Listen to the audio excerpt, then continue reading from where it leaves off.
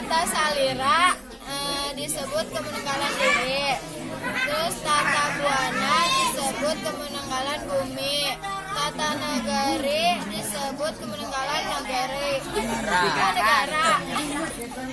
Terus cahaya putih dari timur disebut purwa. Cahaya merah di selatan disebut daksina. Terus cahaya putih di barat disebut pasima. Cahaya hitam di utara disebut utara. Segala warna cahaya di pusat disebut media. Terus dharma bakti, dharma raja, dharma bakti, dharma suci, dharma agung, dharma rasa, dharma raga, dharma raja. Terus wilayah disebut negara. Negara disebut kerajaan atau rahaja. Terus raja Nusantara disebut kalian.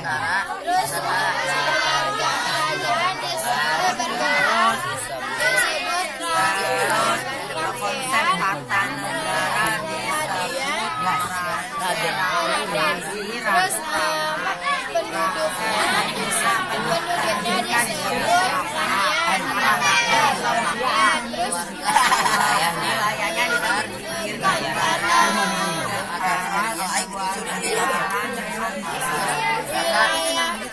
wilayahnya disebut wilayahnya disebut Dirgantara. Nusantara.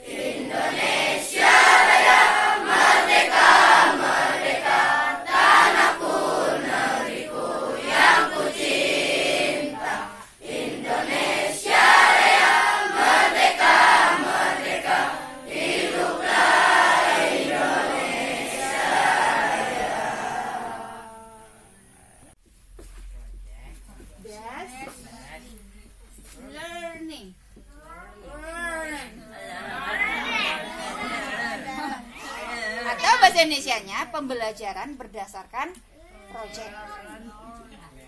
Ini menyebutnya atau PBL gitu ya. Jadi kita belajarnya menggunakan metode project based learning atau PBL.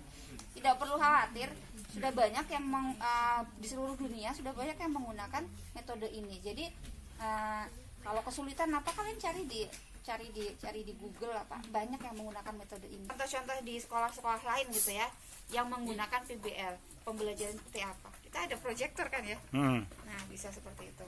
Nanti biar kalian, nah kita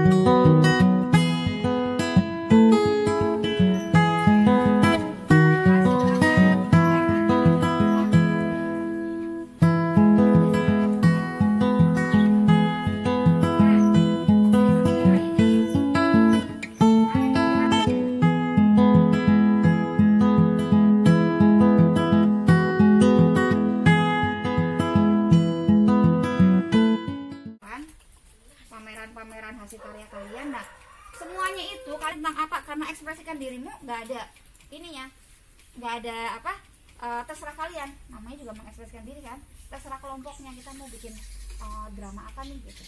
Membuat naskah drama ini masuknya nanti ke bahasa Indonesia, kita masuknya ke dalam penilaian bahasa Indonesia. Kemarin ada yang bertanya nih, kelas 7, mungkin kelas 8, kelas 9 juga akan bertanya jadwal pelajaran gitu. Nah teman-teman, kita tidak ada jadwal pelajaran, tidak ada jadwal pelajaran ya, hari ini belajar apa, tidak ada. Semuanya nanti akan diserahkan kepada kelompok.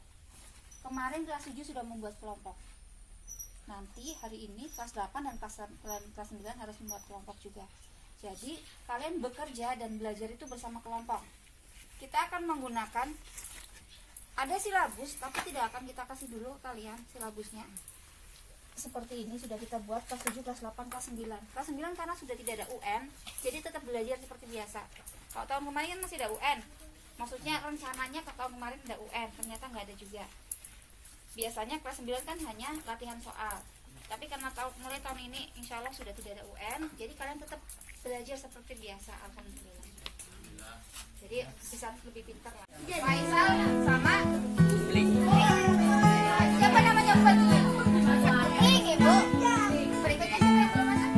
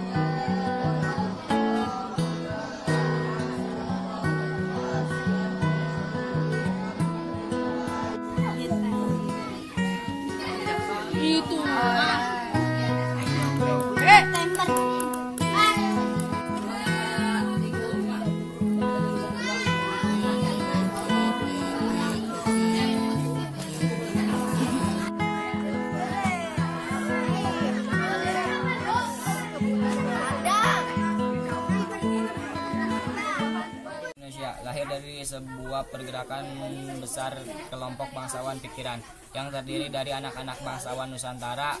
Mereka tumbuh dalam suasana yang serba sulit dan menekan. Kolonial Belanda tidak memberikan peluang pada bangsa Indonesia untuk menikmati kekayaan alamnya demi kesejahteraan. Karena itulah anak-anak bangsawan Nusantara itu bangkit melawan berbekal pendidikan yang diberikan oleh kolonial Belanda. Bentuk perlawanan mereka diantaranya adalah 1. Mendirikan sekolah rakyat, 2. Mendirikan organisasi pribumi, 3. Menjadi sarjana dari universitas ternama Eropa, 4. Mendirikan surat kabar, 5. Menulis buku-buku, 6. Membangun jaringan komunikasi di tingkat lokal maupun internasional, 7. Dengan sengaja bekerja di perusahaan-perusahaan kolonial agar mendapatkan peluang dan pengaruh di masyarakat berbagai status mereka. Pergerakan ini dimulai pada abad 18 akhir yang dimotori oleh Haji Umar Syahid Cokro Aminoto di kota Solo. Apa yang dilakukan Cokro Aminoto ini sebenarnya melanjutkan perjuangan tokoh-tokoh pergerakan dari masa kerajaan akhir yang ada di Solo dan Yogyakarta. Seperti yang dilakukan oleh Sultan Pakubuwana X dan Sultan Hamengkubuwono IX. Kemunculan Cokro Aminoto di Solo memantik kehadiran para pejuang lain dari seantero Indonesia dan memunculkan api perjuangan dari kalangan pribumi, sehingga membuat kolonial kerepotan dan memaksa bangsawan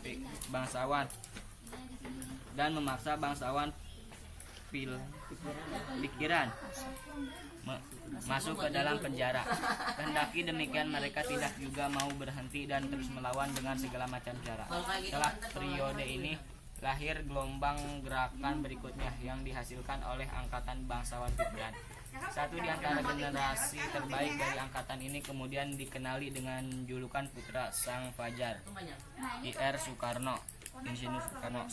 Saat bersamaan, sarjana-sarjana muda angkatan ini mulai kembali dari Eropa dan bersentuh dengan pejuang-pejuang muda yang lain di bawah arahan Soekarno di kota Bandung.